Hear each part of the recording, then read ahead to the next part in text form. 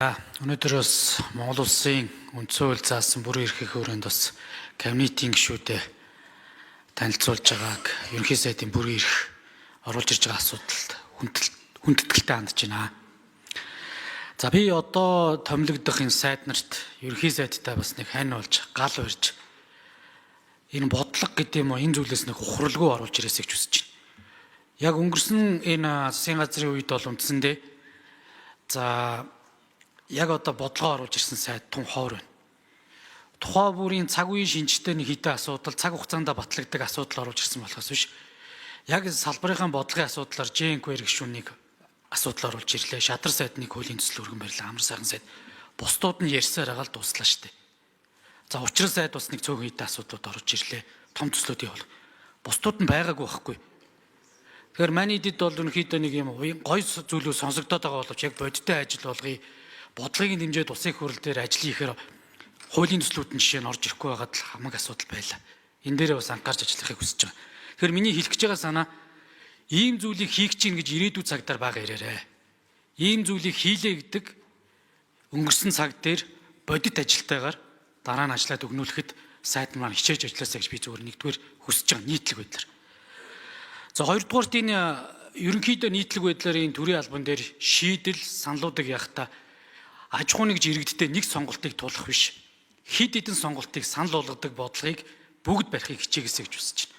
Төрийн бодлого ард иргэдтэй боломж өгөх байдлаар анхаараасай гэж хүсэж байгаа.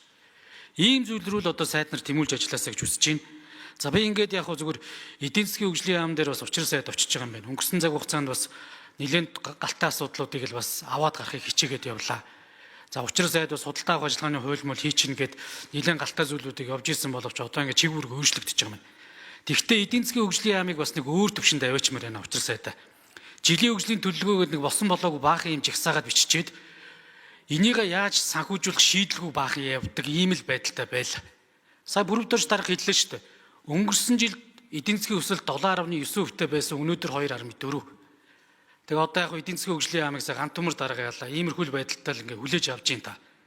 Тэгэхээр энэ үзүүлэлт таны үед бас өссөн байгаасаа гэж би хүсэж байна. Тэгээд яг Монгол улсын эдийн засгийг тэлэх ард иргэдийн буюу өрхийн энэ орлогод нөлөөлөх ямар бодлого явбал бас эдийн засаг яг бодит байдлаараа иргэн одоо дорж дулмаагийн хармаанд одоо орж ирэх юм бэ гэдэг бодлогыг бас нэг эдийн засгийн хөгжлийн яам зөв бодлогоор гаргаж ирэхгүй бол ерөнхийдөө энэ тентхийн презентацуудыг цуглуулдаг баахан төсөл хөтөлбөрүүдийг жагсааж бичээд өөрсдөө ч тэрнийхээ учрыг олохгүй явж ирлээ шүү дээ. Энэ дээр би таныг өөрчлөлт гаргана гэж итгэж байна. Энэ дээр ямар бодлого явуулах та нар хэлээч. За би Бямцогц сайдаас асууя. Сайн зэрэг гишүүнд 1 минут нэмжигье. Ерөнхий сайд хэлсэн төрийн эмчит компаниг 2 дахин бууруулна. Энэ дээр яг та эхний алхмыг хийгээрэй. Энэ засгийн газар дээр төрийн алба данхаасан гэдэг үг ш төрийн алба төрийн эмчит компани тэд дахин буурлаа гэдэг үзүүлэлтийг би хүсмээр байна. Энийг яг одоо өнөөдөр бас бодиттой нэг ямар байр суурьтай байх вэ? За хамгийн гол нь уул уурхай. Эдийн засаг. Энийн хамгийн чухал юм бол уурхай ба. Уул уурхайн салбар. Уул уурхайн салбар дээр одоо яг ямар бодлого явуулах вэ? Нэр дэвшигч бас хариулаач. Өнөөдөр нүүрсэнд найдах хэрэггүй боллоо гэдэг дэлхийн нийтийн хандлага харуулж штэ. Тэгэхээр бидэд энэ орон нутагтайгаа иргэдтэйгээ ойлголцоод шин төрлийн ашигт малтмал ялангуяа газрын ховор энэ бусад төрлийн уул уурхайн бүтээгдэхүүнийг эдийн засгийн эргэлтэнд оруулах энийгээ тулгуурсан аж үйлдвэрлэл хөгжүүлэх чиглэлээр яг одоо зоригтой ямар алхам оруулж ирэх юм бэ? Энэ дээр бас нэг нэр дэвшигч бас нэг хариулаач. За учрал гишүү эхлээд хариулт өгье. За экспортын орлого, төсвийн орлого бол бас уул уурхайгаас хамааралтай. Тэгэхээр нөгөө бүтцийн хувьд өөрөө тэр dual dependency ийм одоо бүтцтэй ийм эдийн засагт орон. Тийм учраас энэ түүхээдийн үнээс хамааралтай байгаа учраас энэ олон улсын худалдааны дайн энэ үн тариф бол өөрөө манад одоо шууд нөлөөлдөг. Энэ ч утгаараа бол тухайн үед энэ хөгжлийн бодлого төлөвлөлт түүний удирдлагын хуулийг батлан гаргах дээрээс нь засгийн газрын бүтцэд энэ эдийн засгийн хөгжлийн яам байгуулах үед бол хөгжлийн бодлогоо нэгтгэн зангидаад эргээд тэр 4 жилийн үйл ажиллагааны хөтөлбөрөөр үнэлдэг дүгндэг. Дээрээс нь төрийн захиргааны төв байгууллагууд болоод төрийн захиргааны байгууллага аймаг орон нутгууд бол өөрөө энэ эдийн засгийн хөгжлийн яамыг боловсруулж байгаа хөгжлийн бодлого төлөвлөлтөө үйл ажиллагаагаа уялдуулдаг ийм механизм руу орё гэдэг зорилгоор л анх энэ эдийн засгийн хөгжлийн яамыг байгуулж ирсэн. Тэгээ ингээ статусын өндөр тавиад шадар сайдын төвшөнд ажилдаг. Цаашаа одоо бас төсөв дээр нь ч хүртэл одоо хяналтаа тавьдаг. За төсөв орж ирэхэд хүртэл зөвшөөрлийг нь олгодог ийм одоо эрхүүдийг бол тухайн үед эдийн засгийн хөгжлийн яам дээр өгж ирсэн. Тийм учраас бол цаашдаа бол энэ эдийн засгийн хөгжлийн яам бол манай улс бол бүхэлдээ өөрөө мэдээж энэ экспортоо нэмэгдүүлэх зорилготойгоор энэ худалдааны эдийн засгаас илүү одоо үйлдвэрлэгч эдийн засаг руу шилжих.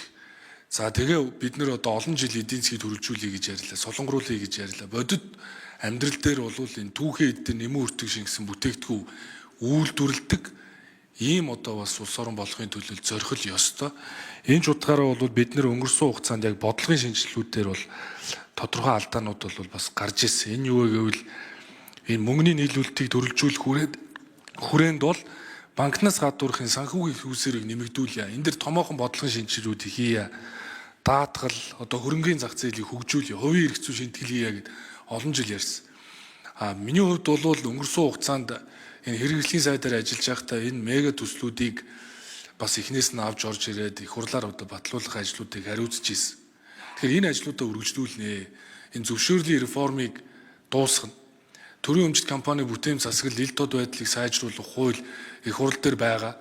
Энэ хуулийг батлан гаргасны дараа төрийн өмчт компаниудыг ч гэсэн нэгтгэж нийлүүлэх, өөрчлөн зохион байгуулах, цаашлаад энэ нээлттэй компани болгох чиглэлээр бол санхүүгийн зах зээлийг дэмжих бодлогыг бол барьж ажиллана. Мөн энэ одоо 3 зөвшөөрөл тутмын нэг зөвшөөрлийг мэргэжлийн холбоон шилжүүлэх ажлыг бол гардан гүйцэтгэнэ гэдгийг бас хэлэх ёстой. Дээрээс нь бид нар бол GDP гэж их ярьж байгаа.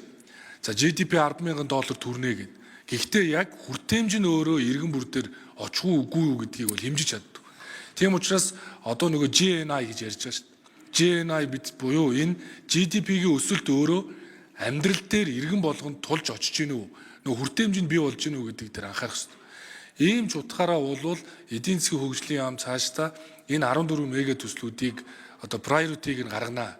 Ирэмбэлнэ. Заримыг нь хойшлуулах арга хэмжээнүүдийг одоо авнаа. Ингэснээрээ бол богино хугацаанд бид нар ерөөсөө л одоо энэ гадаад худалдаан дээр тохируулга хий. Богино хугацаанд мэдээж урт хугацаанд энэ худалдааны эдийн засгаас энэ үйлдвэрлэгч орон болох ажил руугаа оръё. За цаашлаад бол энэ нэмэн үртэг шингэсэн технологийн агуулгын шингэсэн бүтээгдэхүүнүүдэд үйлдвэрлэе. Энэ мега төслүүдийн хүрээнд одоо жигсаалтанд байгаа энэ алдсан иршүүлэх үйлдвэр, энэ гангийн үйлдвэр, бусад одоо энэ нэмэн үртэг шингэсэн бүтээгдэхүүн үйлдвэрлэх болцоотой төслүүдэд урагшлуулъя гэдэг ийм л бодлогыг одоо төр хувийн хвшлийн түншлэлийн хүрээнд хийж хэрэгжүүлнэ гэдгийг бас хэлье. За улсын хурлын гишүүн Гонгорын дамд нэм хариулт өгье. За гишүүдийн өрөмөн төргий. Монгол Улсын засгийн газрын 2024-өөс 28 оны үйл ажиллагааны хөтөлбөрт батлагдсан нэг хэдэн заалтууд байгаа юм аа.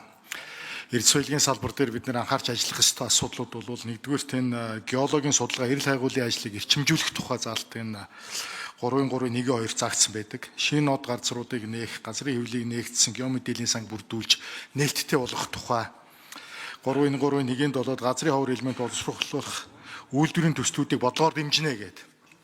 Нэгэнт өнгөрсөн одоо хугацаанд бид Монгол Улсын их хурл 2024 онд байгуулагдахдаа Монгол Улсын засгийн газрын 2024-өөс 28 онд хэрэгжүүлэх үйл ажиллагааны төлөвлөгөөг баталсан байгаа учраас энэ төлөвлөгөөг хэрэгжүүлэх чиглэлд тулаан анхаарч ажиллана. Ингэхдээ хэд хэдэн зүйлийг бид нар бас анхаарах ёстой. Оролцогч талууд буюу төр, иргэн, хөрөнгө оруулагчдыг ойлголцуулдаг энэ механизмыг л одоо бүрдүүлэх тал дээр нэлээд анхаарч ажиллах ёстой юм байгаа бид нар. За гүйцээж хариулъя. За тэгэхээр бид бол эргэцэн орчны өөрчлөлтийг бол яралтай оруулж ирж ярих ёстой. Харамсалтай нь одоо энэ хөрөнгө оруулагчтай айлгадаг Монгол Улсын засгийн газраас одоо засаг төрөөс өгсөн чөлөө зөвшөөрлөө автсан энэ хөрөнгө оруулагчдыг дотоод гадаадын хөрөнгө оруулагчтай хөөж туудаг энэ явдлууд өрнөж байгаа. Нөгөө талдаа энэ бас ард иргэдийн хувьд аргагүй байдаг. Газар нутгаа ухуулаад ашиг матмалын нөөц ашигласны төлбөрөөсөө бол ахиухан авч өөрсдийнхөө ахуй амьдралыг сайжруулах, жижиг дунд бизнесийг хөгжүүлэх, орон нутгад өөр хөрөнгө оруулалтуудыг татахын боломжийг нь дэмжих тал дээр уулуурхаан одоо энэ салбар хариуцж байгаа яам нэлээд одоо идэвх чармаалтай ажиллах ёстой байдаг. Энэ олон улсын туршлагуудыг хэрэгжүүлэх чиглэлд анхаарч ажиллана гэсэн бодолтой байна. За Сандгийн Бямцагт шүү хариулт өгье. За сайн зэрэгчний асуултанд хариулъя. Төрийн эмчит компаниудын засаглал, менежмент, ил тод байдал, бүтээмж, үр өгөөж гэдэг олон асуудал бол бүрхэг байгаа. Энийгээр улсын хурал дээр хууль явж байгаа, улсын хурлаас энэ хуулиа хурдан батлаад өгчвөл нэг талдаа асуудал ингэ томоохон шийдэгдэнэ. А үүнийг хүлээхгүй бид нар бас томоохон зураглал, судалгаа, шинжилгээ хийж зөвхөн хэлбэрийн өөрчлөлт биш, агуулгын өөрчлөлт. Тоог ихсгэх багасгах биш тийм үү, чанарын өөрчлөлт хийх шаардлагатай. Тухайлах юм бол аз цаа компаниудыг нэгтгэхэд аз цаа нэгтгэлгээд 21 аймгийн аз цааг нэгтгсэн ганцхан компанитай болцсон юм шиг мөртлөө зардал нэмэгдсэн, оронтоо нэмэгдсэн. 21 компани байсныг нэг болгосон юм шиг мөртлөө. Ирчсэн Монгол компани байгуулсан эргээд нөгөө тийм үү, хувьцаа эзэмшлээс хамаарат ингээд үүрэг хариуцлах нь хоёр доод үүнээсээ болоод асуудал үүсэж байгаа. Нэг иймэрхүү юмудыг зэгслэхээс За бүрөвчийн сайн зэрэг гишүүн тодруулж сууя.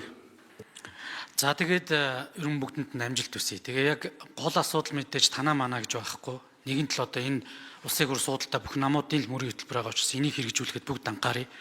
Хоёрдугаарт би Доржгаанд болон Батбатар дараагаас та хэд маань ирэх ирж байгаа. Тийм учраас ерөнхий сайдын цаг дээр сөрөг цөөнхийн үг хэлж ингэдэг энэ тоглоомоо хэдүүлээ болчихё. Энийг нэгдүгээрт бас маш ойлгомжтой болоод явчих гэж бодож байна. Хоёрдугаарт би бас ерөн энэ томилгоонууд дээр сөрөг хүчин маань ч гэсэн бас гендерийн итгэж байдлыг бас анхаараач. Ялангуяа хүн нам маань хоёр суудлаа авч байгаа мөртлөө хоёулаа эрэхтэй. Тэгэхээр ерөн зүгээр цааштай төрийн бодлого дээр бас анхаараарай. Би зүгээр санал хэлж байгаа. Тэгээ Монгол Ардын намд дотроо гендер яриад байдаг. Бусад намууд маань яагаад гендер юуныг ярьдгүй юм бэ гэдэг зүйл байна. Арцсан нам жишээ нь одноо сайтыг болгоод болж исэн багхгүй. Тэгэхээр магадгүй танах ч гэсэн бас дараагийн иймэрхүү зүйлүүд байвал ерөн зарчмын үед бас энэ гендер ихтгэж байдлаа барьдаг баймаар байна. Би энийг л